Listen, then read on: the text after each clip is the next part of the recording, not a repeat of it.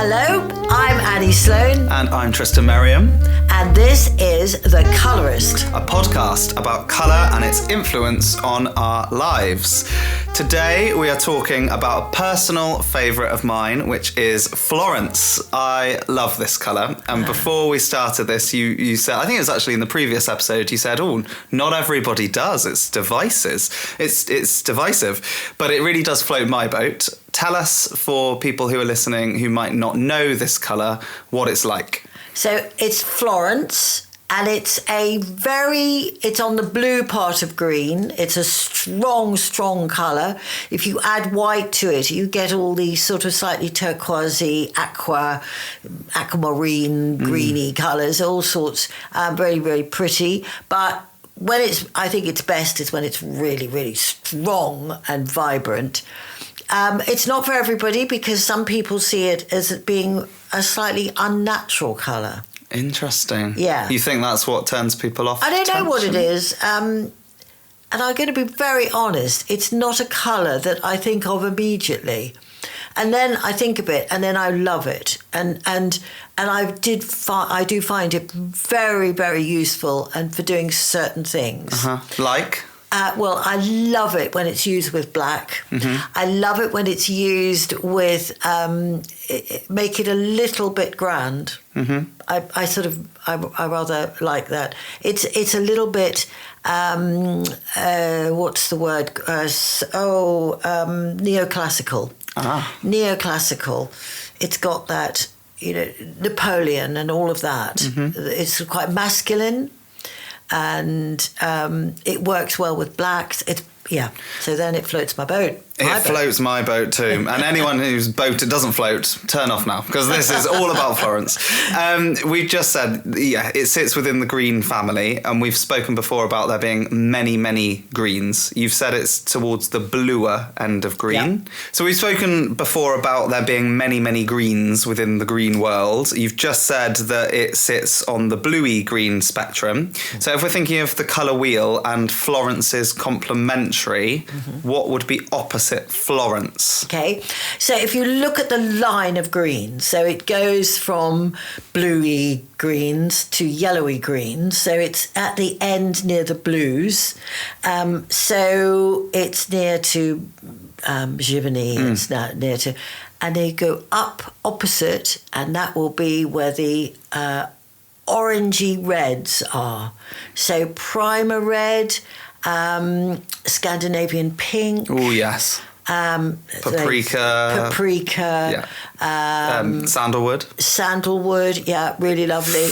Oh, it's getting me excited. Yeah, really I love nice. these colour combinations. It's not the bluey reds, because if you're going to do bluey reds, you're going towards that side. It's got to go to the warm. And what would a bluey red be? Empress silk? Bluey red would be burgundy. I see, okay. Actually, it wouldn't be bad. But if you did burgundy, I think you would need... this is getting technical. Yes. You'd need 3 colours to balance it. Okay. So you would go a bit orange. Okay. I think that would be. Mm-hmm.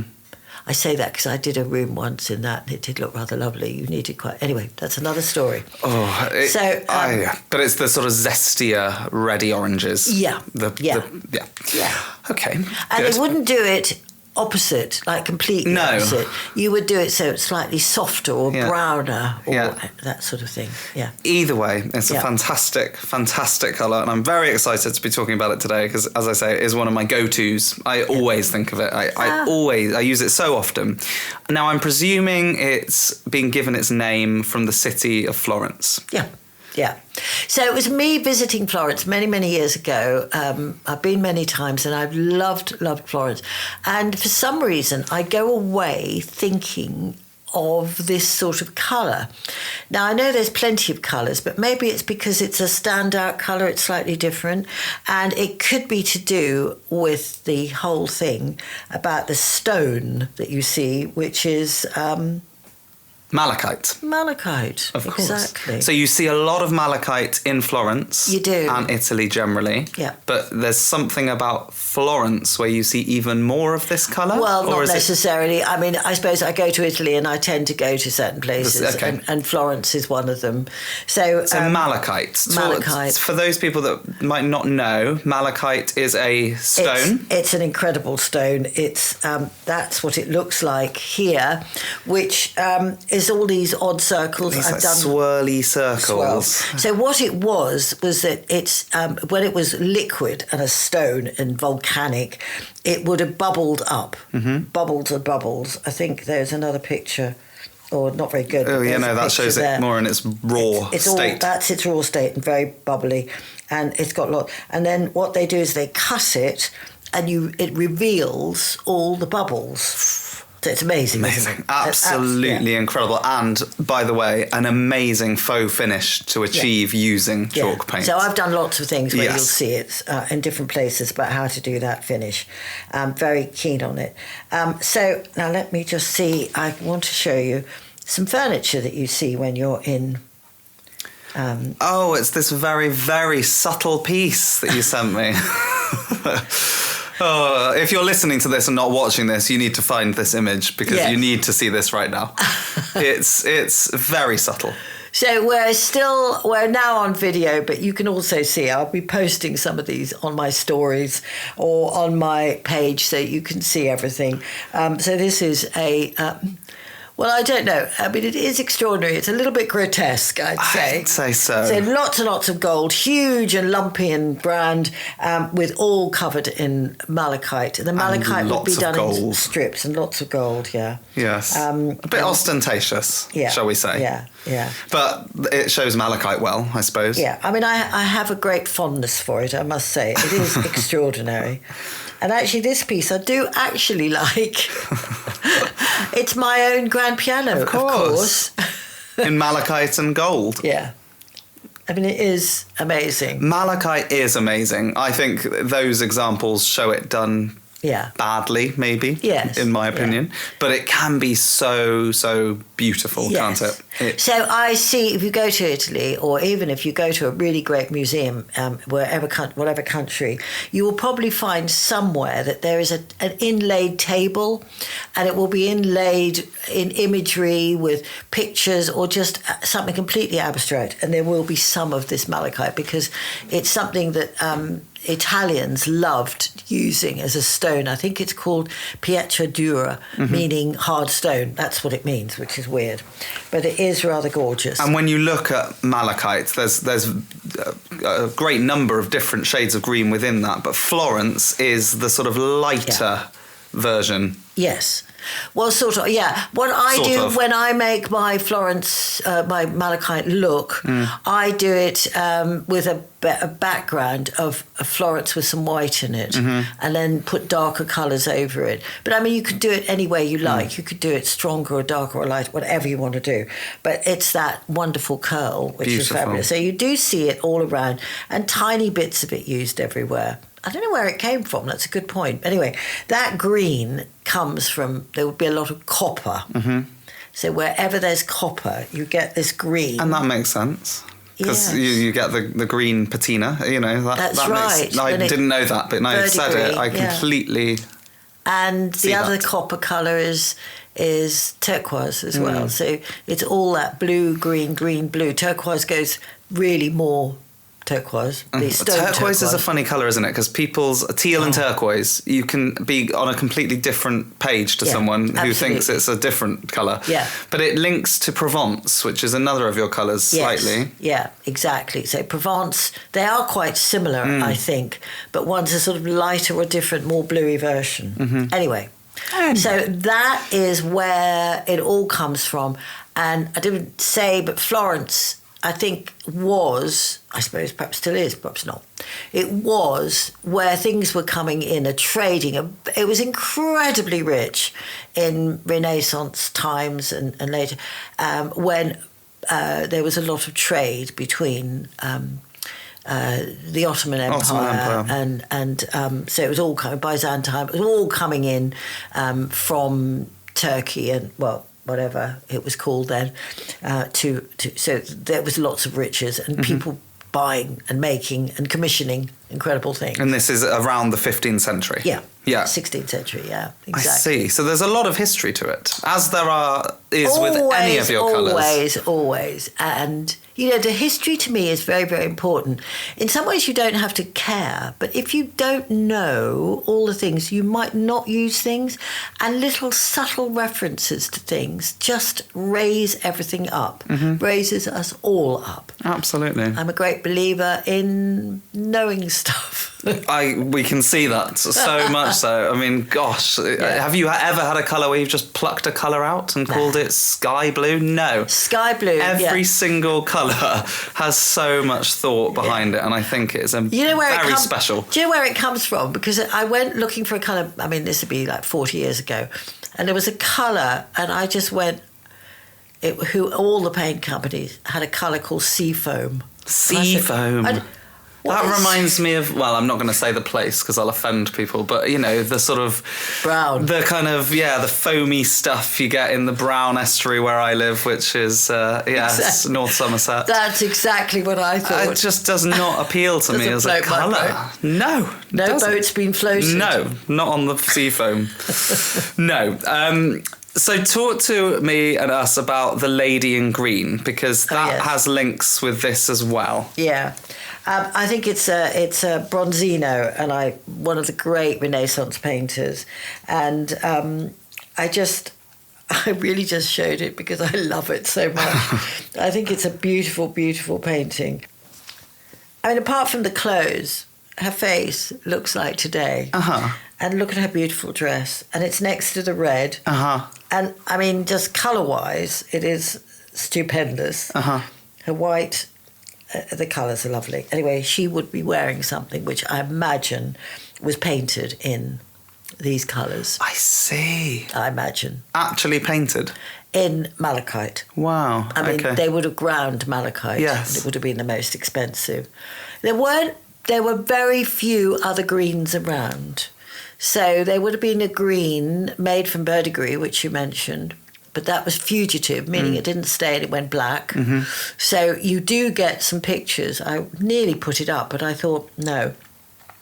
There's a painting I found, which is a medieval painting, and they were pointing to it saying there's this black thing on the ground, which was painted in, I don't know if it was verdigris, but something like that. But it would have been painted in shape, but now it's just a big sort of splurge. Because it has changed over time. It's gone black. Naturally. If you look at blackened. actually a lot of medieval and early Renaissance paintings, the trees are all black. And you think, oh, nice very black sinister. trees. Interesting. Yeah. It's just because the colour's gone. Yes, yeah. It's It's worth remembering when you're looking at older pieces. Yeah. Because they will have changed over time. Because I've years of looking at them and you think, I like those black trees. Yes. They're really cool. It's become a thing. Yeah. So Italy and Florence specifically really inspired the colour Florence. Yeah.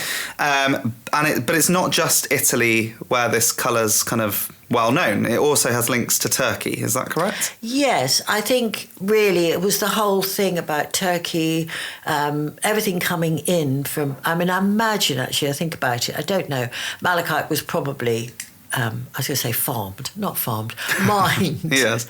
in these places, you know, some volcanic areas. I really didn't know. No. I haven't looked that up. But so it's where trade was. Yeah, you saw it in Florence, and that's what inspired you to do it. But yes, it's found all over. And in Turkey, there's these. Is it called Iznik tiles? Exactly. What right. are they? Well, they known are for? Gorgeous. Look at that. When you sent me this image, I really absolutely fabulous, loved isn't that. it? Yes. So vivid. Yeah, and I love the fact that you've got it going with this beautiful blue, which could be Napoleonic, I suppose. Frida, probably a cobalt blue, and all of this colour, and then this red. It's really beautiful, but on the white, it's even more striking. There were other examples, and I thought, I'm not going to have the other examples because this one is just so good. It's really good. The texture is lovely, everything's gorgeous.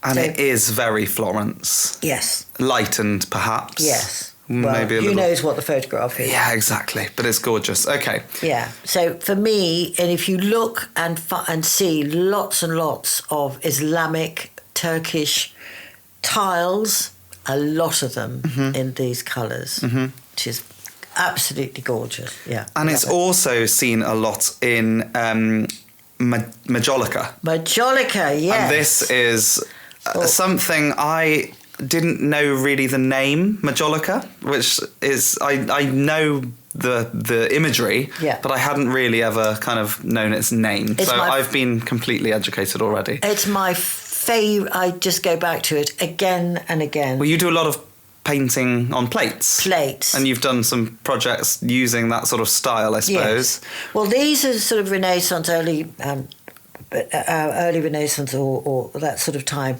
So 15th, 16th century. But the imagery I so love. This was just a photograph from somewhere, and everything is gorgeous.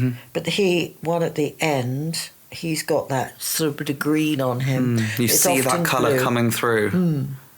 It's funny because I was talking to Vincent, who does our podcast for us, does a recording and all the rest of it. He goes to Italy a lot, and he said, Florence is full of it. And I've seen all these plates and they're full of it. But when you go to look for it, you actually find it's not many places. But maybe because it's not many places, I mean, it's only a tiny bit there. It's mainly yellow and blue. It seems to stick out. Yes. So it is, I just love it. I particularly love it on that plate there, the sort of terracotta colour. That one there? Yeah, yes. That really isn't that amazing? Works brilliantly. Absolutely. Very, very bold. Very you. Yeah, well, maybe I am drawn to Florence. Yes, yeah. Well, that with that sort of paprika. And I love the fact that the paprika isn't flat. It's sort of slightly washed. Because all of these are painted on. It's all painted. So Maiolica is one of my favourites. And that can be found... Is that sort of linked specifically to Italy, Maiolica, or is that... Yes, I think it started in Italy, and then it went all probably to the rest of Europe as well, because I think there is German and other stuff. I was given this beautiful book. It's a corker. It's a whopper. And it's Italian... It's actually... I often put a J in it, because we say Maiolica, but it's... Maiolica. It's an I, and maybe you say Maiolica. And Europe. Someone will tell us. Following this episode, we'll be told off, potentially. But look at that. That is pure. It's not the dominant colour in terms of the amount, but it is the dominant colour in terms of very impact. Because, that's the colour that really stands out. It stands out. It's and the blue, of course, is amazing as well. There's another one there with that green again. And it's interesting to see these because you can see how you could use other colours with it. Perhaps you wouldn't use it because these are tiles, but you could do a stencil, perhaps, I don't know. But you could use little bits. It's knowing what the colours are. That's a lovely one. Often with blue, often with this bright sort of Frida blue. I don't know whether they mix them. No. These are lovely. Often... The figures on these are so wonderful. Those ones there are just wonderful, with the green leaves going up at the top. So very inspiring in terms of colour and composition and design. And you'll see these are from the Ashmolean, actually. Here we go again. Always we love the Ashmolean. They should be our sponsors, shouldn't they? So, it's my local museum, but, you will find, if you've got a good local museum, you'll probably find they've got some Maiolica or Maiolica, as we all say. I think Maiolica just means painted ceramics, I think. Maybe. Sure. That would make sense, I suppose. I think I looked that up. And you've got a few touches of Florence in your home. We found these. We've raided your downstairs loo. And... the hallway. One came from the hallway. One from the hallway. So this is a lovely picture done by a friend of mine. Oh. I know, it's lovely. Someone giving someone... A lobster. Yeah, it's a Maori, and he gave it to me. I absolutely love it. Yeah, I do too. I love it even more now that it was done by a friend who gave it to you. I didn't realise. Yeah, and it's got watercolour. But you've done the beautiful frame. And the frame is done by, first of all, painting in Florence, and then doing over, and I can't remember the colour I painted over it. I waxed it and put vinegar, and the vinegar eats out the colour. And I think I just do blobs. That's how I've done it. Such a cool effect, isn't it? It really seems to work on that piece. It does, because there is a little sniff of Florence in the painting itself, actually. Yes. Yeah. And we've got this one, which looks very different in terms of colour, but I suppose that's because of the vinegar and the process and the waxing. Yeah, so they that's got black colours, on it, but it's not. No. Got a gold frame, and it was... and I did it that colour because this is a little hand-painted Chinese image. I used to have lots of them. My brother took some. And then they're from my family home. And they would have come from... Macau, because my parents lived in Africa and they brought them from Macau. It's very beautiful. Yeah, and I just copied the colours from there and framed it, and it's all it needed, really. But let's just spend a moment talking about how brilliant it is to paint photo frames with chalk paint. I mean, gosh, where would we be without it? You can really make a painting or a picture come alive simply by changing the frame. Absolutely, because he had a ordinary brown frame. Yeah. And it didn't shine. No. Now that gold, really does. the colour there shows up. Mm-hmm. Yeah. How do people use Florence well? Have you got examples of work where people have used Florence in different ways? Well, let me see. Now, who could be using the colour well? I don't know. Shameless plug. You are shameless. Ah, yes. Okay. Well, I do use it a lot, and I've used Just it with before anybody says, no, this is actually Tristan's piece. And what did you do it for? It was for the Painter in Residence, Painter in Residence residency. Is that the way you say it? Yeah. So that was one of my 6 pieces, and I love this because it was a glass-fronted China display cabinet, which I love painting the glass on because you get such a big surface area. But the main frame is Florence because, of course, it is. I love it. And what are the other colours you've used? So, Provence. It looks to be Scandinavian pink, I think Greek blue, and I think that's it, but the colours look very different. Maybe there's I think that's it. But when you put Greek blue on top of Scandinavian pink, it makes Scandinavian pink look completely different to how it does with Provence on top of it. But I think it's just those colours, and then the background is some of the wall paint colours. It looks really great. Yeah. And did you paint on the inside or on the outside of the... Outside on that one. Oh, the outside. You can paint on the inside. Yeah, so I painted on the outside and then waxed it, but you could paint on the inside and have it shiny. Yeah. So that's really lovely. Yeah, great. And did you wax it with dark or just clear? Just clear wax on that one. So a bit of an Art Deco vibe. And that's interesting because the Art Deco vibe, I think, is also part of the whole look. With this colour? With this colour. Yeah. I don't quite know why, but it does seem to work. Now, I know that... I love this piece. Yeah. Genie. Oh, Genie. It doesn't look like it's Florence, but it is. But isn't that incredible that compare that to the previous image? I think it might be a photograph. Maybe, possibly. Yeah, She maybe. Gone. But either way, it's a striking piece. Yeah. But she might have I think she might have added a slight bit of colour. I'm not sure. But anyway, that is a real Art Deco, at least 1930s piece. The shape and everything about it, and I think it's glorious. And I think that Art Deco did go for these colours.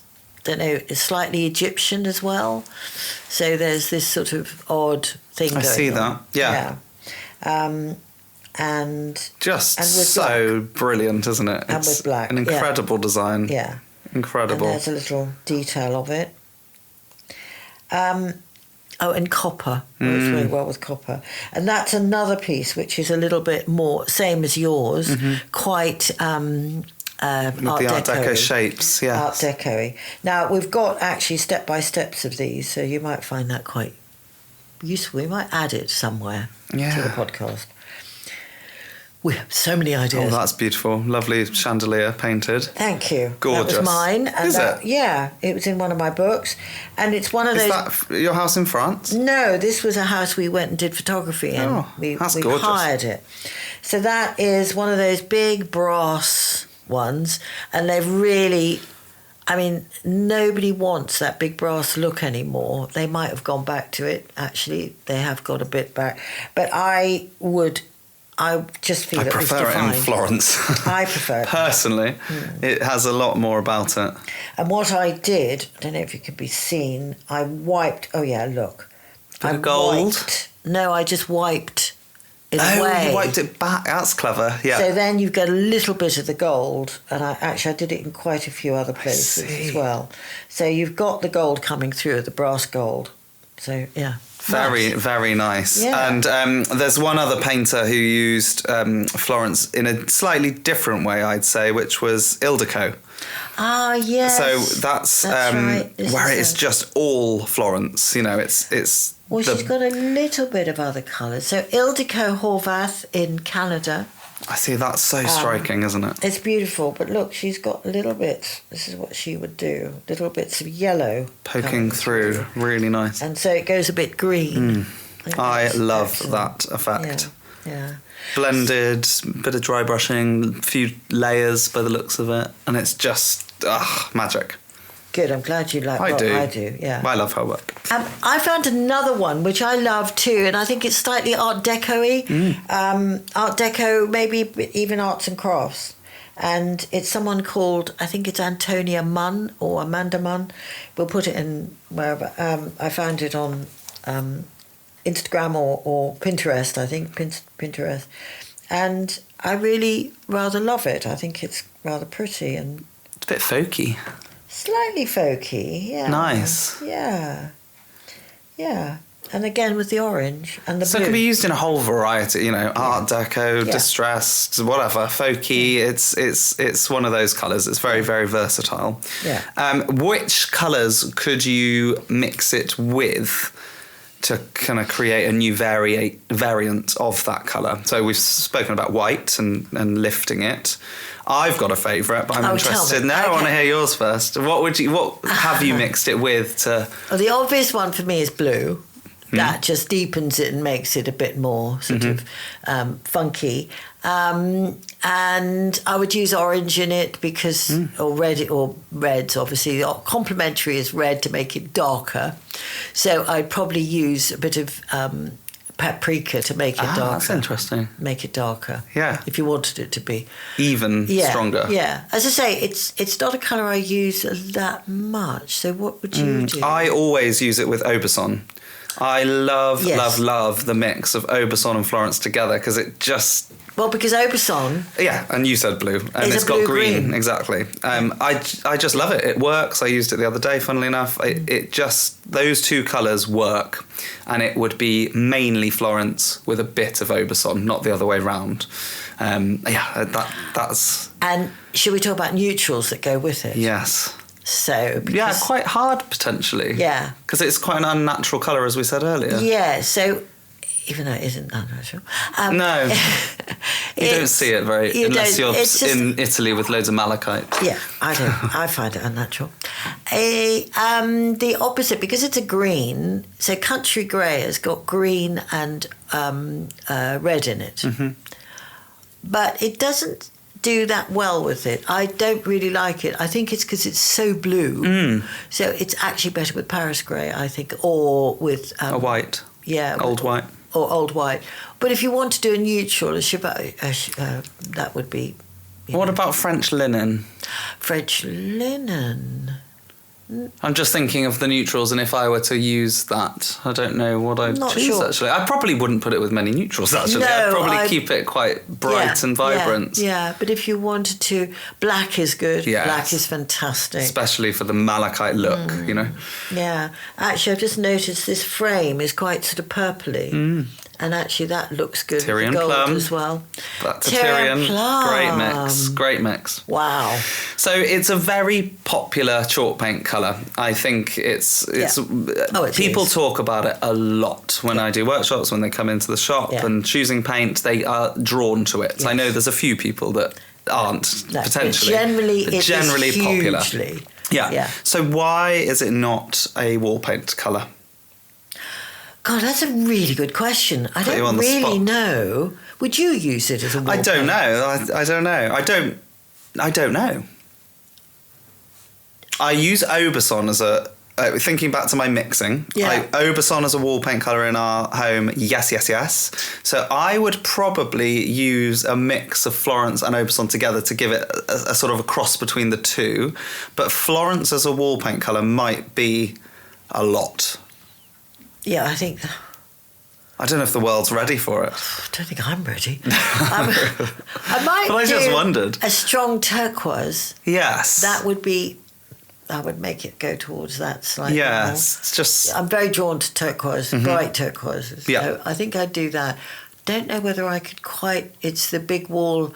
It's the big malachite wall, isn't it? Yeah. So that would be cool. With the piano in it. With the piano. And the bomb chest and everything else. I think I'm moving out at this Yes, point. I know. It's going to be a lot. But yeah, I just wondered why... was it ever discussed? Was it an option? Probably not. No. No, because you've got Shinkle Green, which is a very, very, very bright green, but it's a very different green to Florence. Yes. Imagine putting velvet on your wall. A deep velvet green on your wall. Would you do that? I think I don't might. know. Yeah, I think I probably would. Rather actually. Gorgeous. Yeah. But maybe hard to sell because it might not be a colour that they feel they can really use in that way. Well, I mean, I'm always doing that sort of thing. I go for the colours I love. Exactly. And, my favourite designers, as I've said, David Hicks, he would have done it. And talking about velvet on the wall. Yes. He did a beautiful, the red, this is the lovely story of he took his grandmother's red velvet, not petticoat, jacket or something, and put it over the fireplace. Because he just wanted that colour. Red, but he loved his grandmother's velvet. Not petticoat. Not petticoat. Jacket. So that would be weird if it was a petticoat above the fireplace. Yes. I mean, we could try it. We like quirky. Maybe that's too quirky. Anyway. The velvet was lovely. So, yeah. that's sort of, if you think of fabrics. Yeah. Anyway, we're gone everywhere. Digressed onto petticoats and fireplaces. But it's a wonderful colour, and I love hearing about where that came from. Is there anything more you wanted to say about it? No, I couldn't live without it, which is really interesting. No, absolutely could not live without it. And I love my malachite look. And, if you haven't seen it or haven't done it, go and have a look. It's on YouTube. Yeah, well, when we release this episode, let's push the malachite tutorials and imagery that you've done, because it does go hand in hand, and it's a really fun way of using chalk paint and lacquer and creating something that is just like real malachite, really. It is. Cardboard. We're giving too much away now, but it's a really easy technique and fun. Much easier than you think. Yes. You think, I couldn't possibly do that. Yes, you can. It looks very cool. Right, we'll see you next time. Thanks for listening. And don't forget to watch us on YouTube, Spotify. I'm going to be still doing my things on my Annie Sloan Instagram page about the colours and how it all works. And I think that's it. That is it, yeah. See you next time. Thank you. Bye.